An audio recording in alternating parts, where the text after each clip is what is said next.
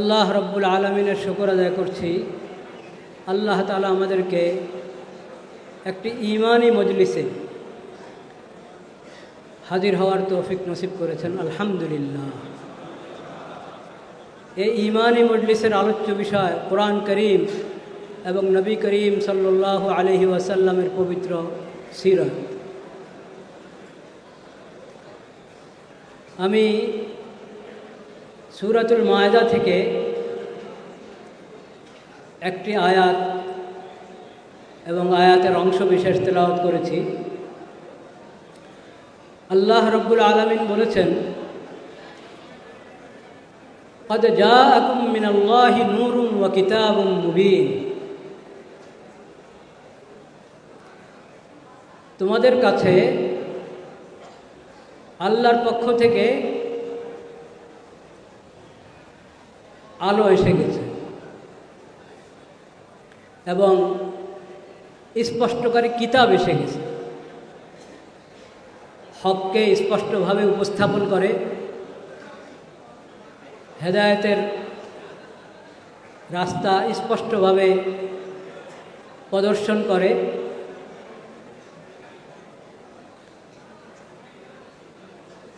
এমন কিতাব যার মধ্যে শুধু আলো আর আলো। সেই কিতাব আল্লাহর পক্ষ থেকে তোমাদের কাছে এসে গেছে। ইয়াহদি বিহিল্লাহু মানিত্তাবা রিজওয়ানাহু সুবুলাস সালাম। এই কিতাবের মাধ্যমে আল্লাহ রাস্তা দেখান তাদেরকে যারা আল্লাহর সন্তুষ্টি চায়, আল্লাহর সন্তুষ্টির পথে চলতে চায়, তাদেরকে আল্লাহ তাআলা শান্তির রাস্তায় পরিচালিত করেন, শান্তির রাস্তা দেখান, তাদের সামনে শান্তির রাস্তা খুলে দেন। সুবুল আসসালাম, শান্তির সকল রাস্তা।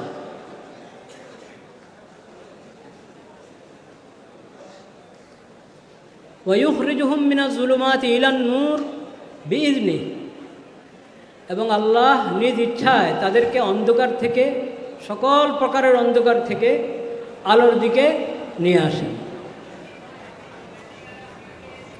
ওয়াহদিহিম ইলা সিরাতিম মুস্তাকিম।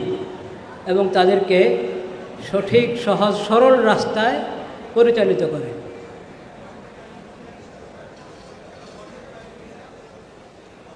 আল্লাহ রব্বুল আলামিন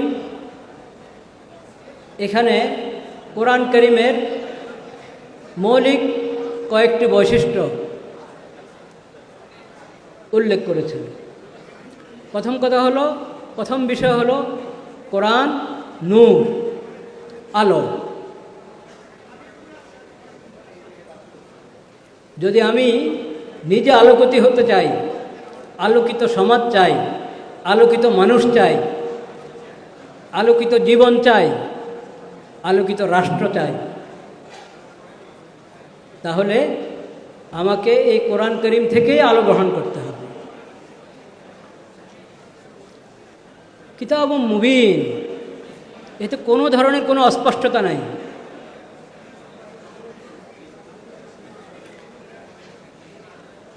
হক এবং হেদায়েতকে স্পষ্টভাবে পেশ করা হয়েছে এবং এতে রয়েছে শান্তির পথ। শান্তি সবাই চায়, আলোকিত মানুষও সবাই চায়। আপনি সমাজের দিকে লক্ষ্য করে দেখেন, কে চায়, কে আছে যে শান্তি চায় না? সবাই শান্তির কথা বলে, সবাই আলোকিত সমাজ, আলোকিত মানুষের কথা বলে। অনেকের স্লোগান আছে, আলোকিত মানুষ চাই। আলোকিত মানুষ চাচ্ছেন, আলোকিত সমাজ চাচ্ছেন, আলো থেকে গ্রহণ করবেন? ওই কিতাব থেকে গ্রহণ করতে হবে যে কিতাবের নামে হলো নূর।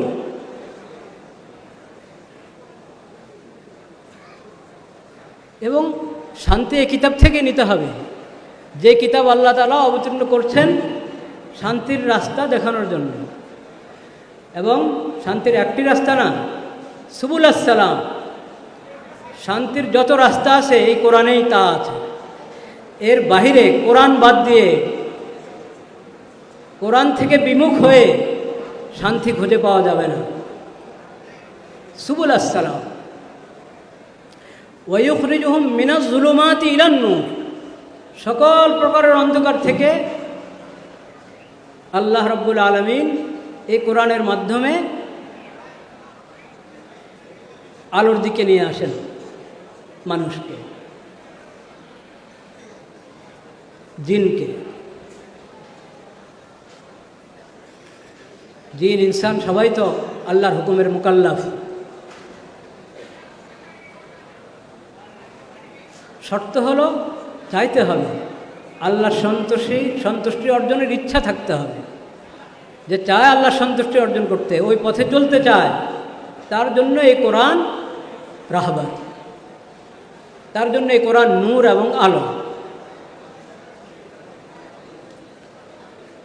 জুলুমাত, সকল প্রকারের অন্ধকার, আকীদার দিক থেকে অন্ধকার, লেনদেনের মধ্যে অন্ধকার, যত মানব জীবনের যতগুলো অঙ্গন আছে সব অঙ্গনেই দুইটা পথ, একটা অন্ধকারের পথ আর একটা আলোর পথ। অন্ধকার থেকে বের হয়ে আলোর দিকে আসতে চাইলেই কোরআনকে রাহবার হিসাবে, কোরআনকে ইমাম হিসাবে গ্রহণ করতে হবে।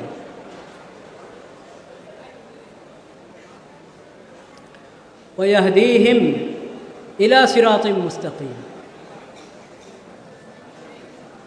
এই কোরআনের মাধ্যমে আল্লাহ তাআলা যারা আল্লাহকে ভয় করে, আল্লাহর সন্তুষ্টি চায়, আখিরাতের মুক্তি চায়, তাদেরকে আল্লাহ তাআলা সিরাতে মুস্তাকিমে পরিচালিত করেন। তো কোরআনের মধ্যে রয়েছে নূর এবং কোরআনের মধ্যে রয়েছে শান্তি, কোরআনের মধ্যে রয়েছে সিরাতে মুস্তাকিম।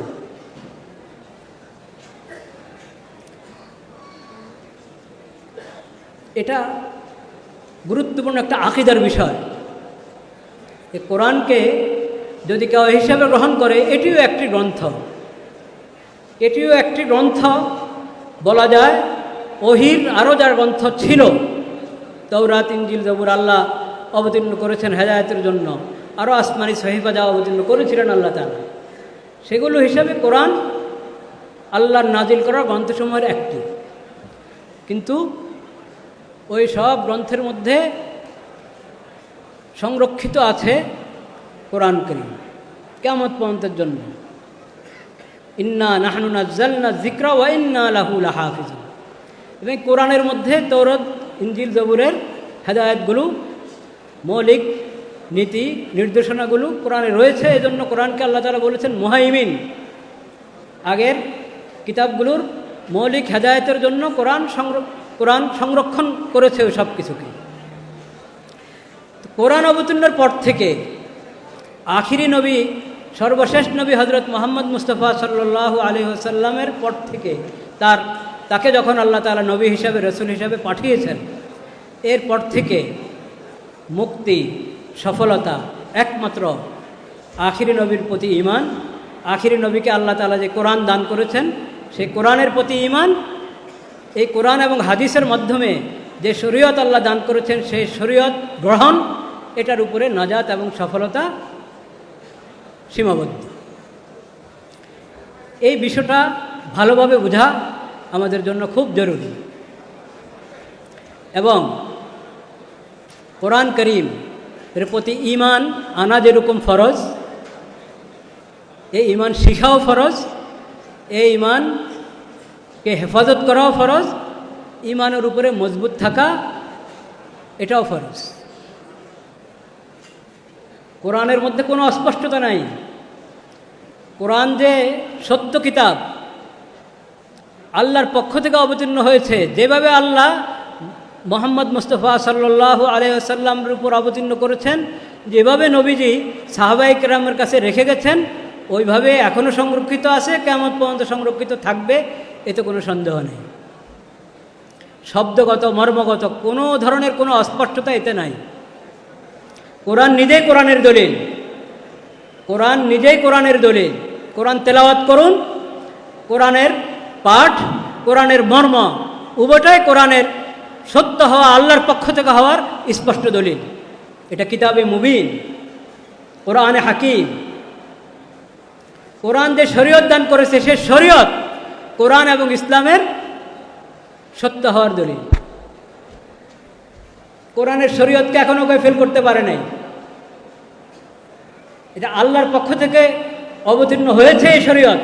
এই জন্যেই হালাতের মধ্যে যত পরিবর্তন আসবে, কোরআন রাহাবর হিসাবে, কোরআনের শরীয়ত রাহাবর হিসাবে মজুদ আছে, কিয়ামত পর্যন্ত মজুদ থাকবে। কোনো জটিলতা, কোনো ধরনের কোনো পরিস্থিতি এমন আসে নাই কোরআন এবং কোরআনের শরীয়তের সমাধান দিতে পারেনি। কোরআনের শরীয়তেই কোরআনের মর্যাদা। কোরআন যে নবীর উপরে অবতীর্ণ হয়েছে, ওই নবীর পবিত্র সিরত কোরআনের মর্যাদা।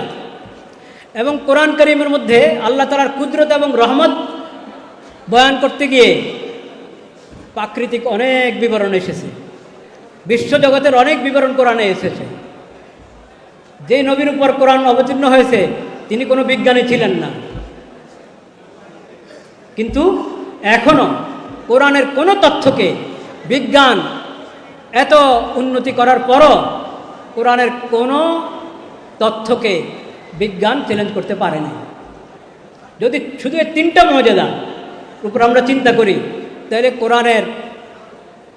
কোরআনের হক্কানিয়ত এবং কোরআন যে আল্লাহর কালাম, আল্লাহর পক্ষ থেকে এসেছে এবং এখনও ওইভাবেই সংরক্ষিত আছে, কিয়ামত পর্যন্ত সংরক্ষিত থাকবে, এই ব্যাপারে ঈমান আরও মজবুত হতে থাকবে। আল্লাহ রাব্বুল আলামিন এই ঈমান আমাদেরকে মজবুত করার তৌফিক নসিব করেন। বাস, সবাইকে, সংশ্লিষ্ট সবাইকে অনেক মোবারকবাদ এই মজলিসের জন্য।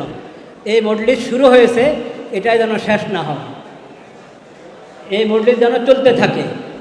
এবং এই মজলিস এটা শুধু প্রদর্শনী আর দেখানোর জন্য নয়, শুধু না, বরং এটা প্রদর্শনী এবং দেখানোর বিষয় না, এটা হলো উপলব্ধির বিষয়, সবক গ্রহণের বিষয়, ঈমান তাজা করার বিষয়।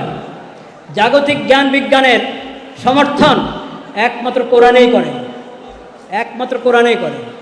যদি জাগতিক জ্ঞান বিজ্ঞানকে আমরা যথাযথ ব্যবহার করতে চাই, আল্লাহর মাখলুকের সেবার জন্য ব্যবহার করতে চাই, তো কোরআন থেকে হেদায়েত নিতে হবে।